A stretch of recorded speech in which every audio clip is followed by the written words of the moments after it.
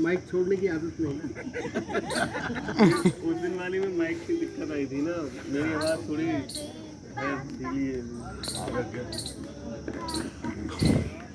समझ ले एक बार ध्यान से आ सुनो। रही है आवाज़, उसमें आ रही है। सर की आवाज़ तो वैसे ही बुलंद है। नमस्कार सभी को, मेरा नाम मयंक पुरवाल है। आज हम बात करेंगे ऑरिकुलोथेरेपी पे। एक्यूप्रेशर लगभग सब लोग जानते होंगे। एक्यूप्रेशर में पॉइंट्स होते हैं अलग अलग, हाथों की हथेलियों पे, पैरों के तलवों पे, बॉडी के दूसरे ऑर्गन्स पे भी एक्यूप्रेशर पॉइंट्स होते हैं।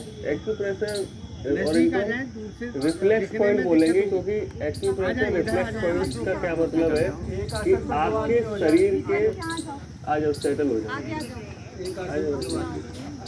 कोई यहाँ मत आना, वहाँ मत जाना, बाकी नहीं तो आप सभी नहीं आओगे ना। हाँ ये जो मैडम आ रही है मेरे पास आती भी है। आ जाओ आप, आ जाओ सब आगे आ जाओ। और भी लोग आ जाओ बेटा, आप भी आगे आओ। आ जाइए आगे उस पर नहीं बैठना। आप वीडियो बनाना। घुमा देना। हाँ मैं घुमा दूँगा, बीच में घुमा दूँगा। एक ही बनाना है ना, एक ही। दो तक नहीं करना, जाने में आसान रहता है ना। ठीक है।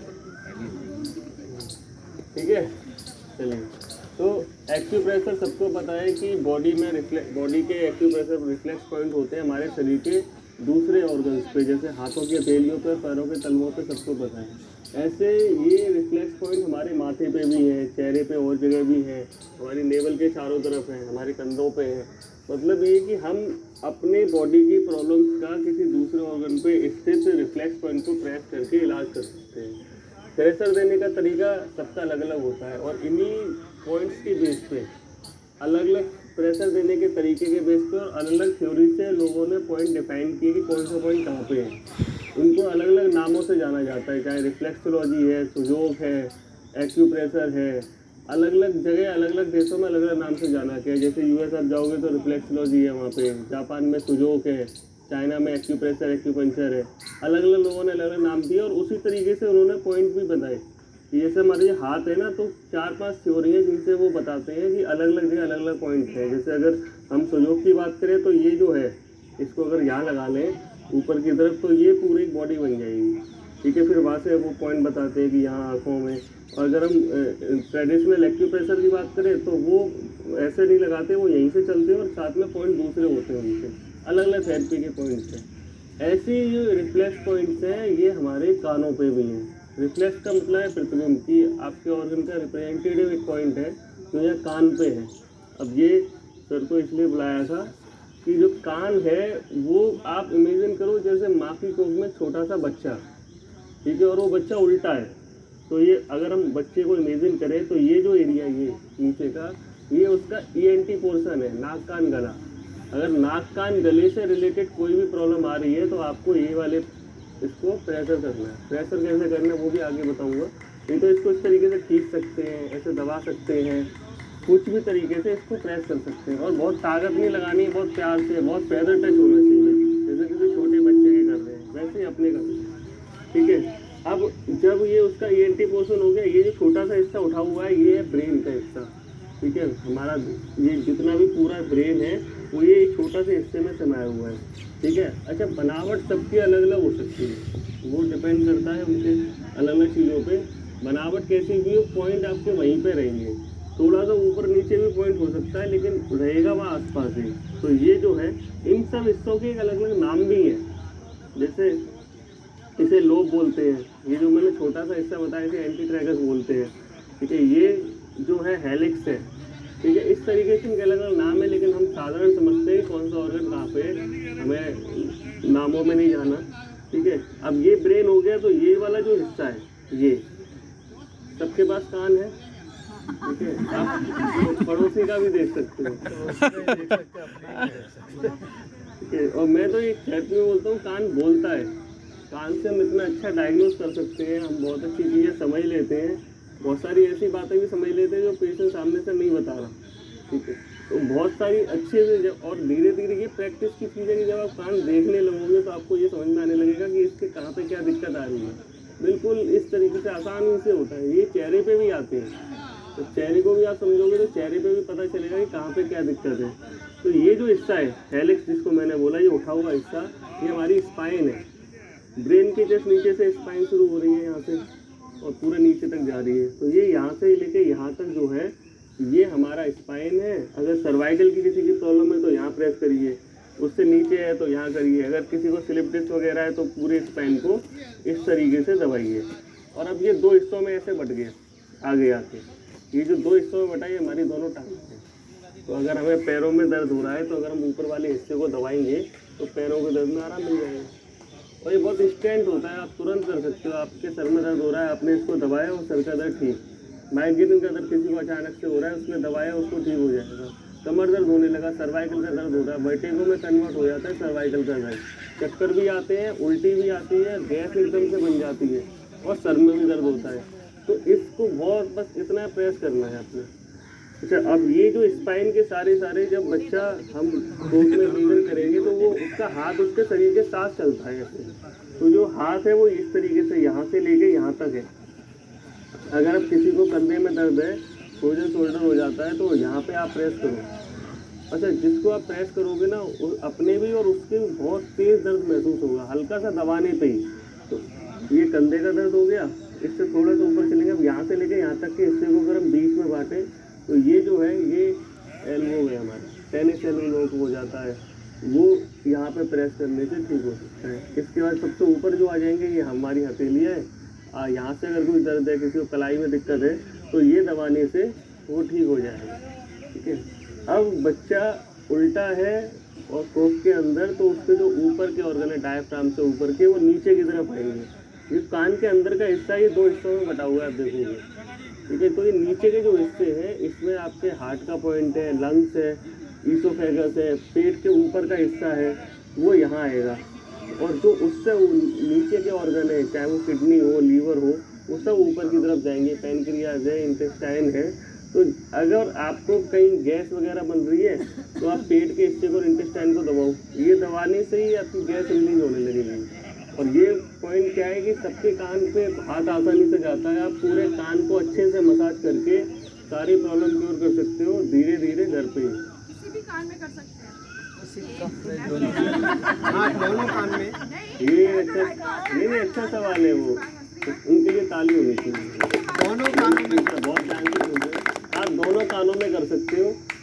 जिस तरफ प्रॉब्लम हो, जैसे मान लो अगर बाईं तरफ दर्द हो रहा है तो बाईं तरफ आप करो, राइट तरफ हो रहा है तो राइट तरफ कर सकते हो। बाकी बाएं का इलाज दाईं तरफ करने से भी हो सकता है और दाईं तरफ का इलाज बाईं तरफ करने से भी हो सकता है। अब जैसे लीवर है तो लीवर राइट साइड है, तो हम लीवर का जब ट्रीटमेंट कर रहे होते हैं किसी प्रॉब्लम का तो हम राइट साइड पॉइंट लगाते हैं।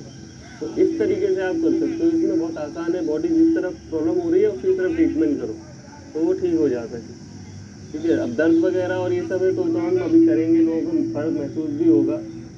इस तरीके से आप कर सकते हो, बहुत आसान थेरेपी है। दिन में अगर आपने 2-2 मिनट भी अपने कान की मसाज कर ली, पहले नीचे से ऊपर की तरफ, ऊपर से नीचे की तरफ, फिर अंदर की तरफ, इस तरीके से, तो आपको धीरे धीरे आप देखोगे बहुत आराम महसूस होने लगेगा उन प्रॉब्लम्स में जिनके लिए आप दवाइयाँ खा रहे थे, सफ़र कर रहे थे। और एक्यूरेट पॉइंट भी आप जान सकते हो जब धीरे धीरे आप देखेंगे ना, प्रैक्टिस से आएगा। और किसी को सीखना हो तो मैं पास में ही हूँ, मैं सिखा भी सकता हूँ कि आप आराम से अपने। अगर ब्रिज शुरू होता है ना चढ़ना, तो चढ़ना नहीं है, उससे लेफ्ट हैंड पे कत्याल मंदिर है, देवी कत्याल मंदिर है, उस मंदिर के अंदर ही बैठते हैं, वहीं चैम्बर है। वहाँ पे आके आप समझ सकते हैं, सीख सकते हैं, ट्रीटमेंट भी ले सकते हैं। जी, अब ये जो था ये एंटीटाइगस है। ये जो छोटा सा वो कान है, जो छोटा सा कान से जुड़ा हुआ हिस्सा है, ये ट्रैगस है।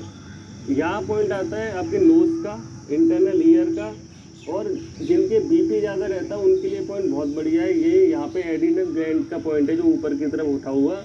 जैसे किसी के बीपी अचानक से बढ़ने लगे तो आप इसको दबा दो तेज़ी से, बहुत तेज़ी से बीपी डाउन आएगा। लो होने लगे दबा दो, तेज़ी से बढ़ जाएगा। ये दोनों काम करेगा।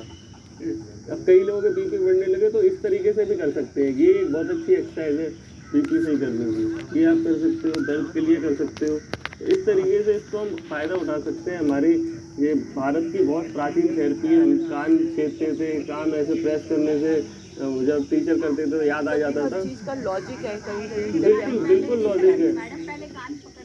आप गांव में जाओगे तो जैसे मेल की प्रॉब्लम होती है हाइड्रोसिल की, तो यहाँ पे छेद कर देते हैं। छेद करके ना एक कुछ धागा बांध देंगे या कुछ तार बांध देंगे। अब उनसे आप पूछोगे तो उन्हें लॉजिक नहीं पता कि ये क्यों हो रहा है, लेकिन ट्रीटमेंट उससे हो रहा है। और ये शुरू ऐसे ही हुआ था। जो पॉल लॉजियर है, मॉडर्न एक वो न्यूरो सर्जन थे जर्मनी में, तो उनके पास एक सियाटिका का पेशेंट आया था। तो वो ट्रीटमेंट करने लगे। अब ट्रीटमेंट तो है ही नहीं है एलोपैथी में सियाटिका का, ठीक है, केवल पेन किलर ही खा सकते हो आप। वो पेन किलर से आते रहे। अब वो जो पेशेंट था उसका सियाटिका का दर्द ठीक हो गया। वो 3 साल बाद उनसे मिला तो पॉल लॉजियर से, उसने बोला देखो मैं ठीक हो गया। तो उसके कान में ऐसे ही बंधा हुआ था। और वो जो बंदा था वो ट्रैवलर था।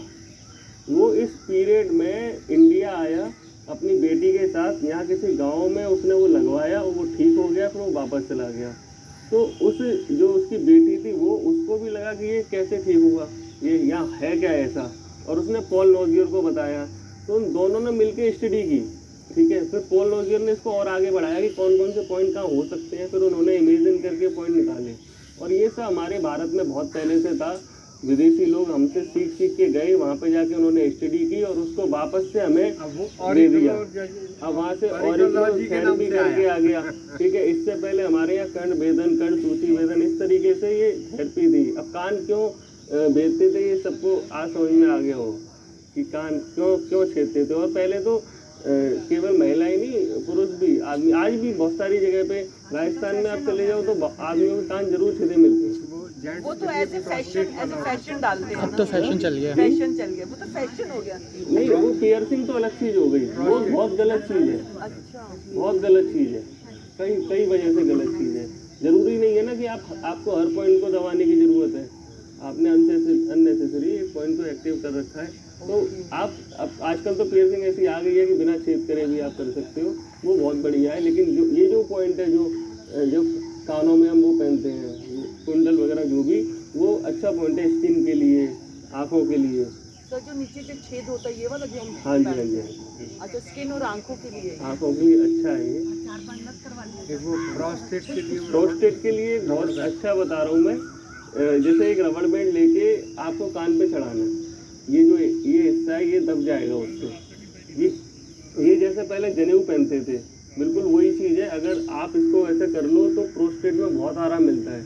या जिनको यूरिन की दिक्कत आ रही है कि यूरिन बार बार नहीं आती है, बार बार जाना पड़ता है और थोड़ी थोड़ी आती है, तो वो अगर यूरिन करते वक्त इसको लगा लें, ठीक है। दिन में 1-1 मिनट के लिए 3 बार कर लें और जब यूरिन के लिए जाए तब लगा लें, तो यूरिन का फ्लो अच्छा आएगा और बहुत तेज़ी से, बिल्कुल डाययूरेटिक, कोई मेडिसिन की तरह काम करता है ये।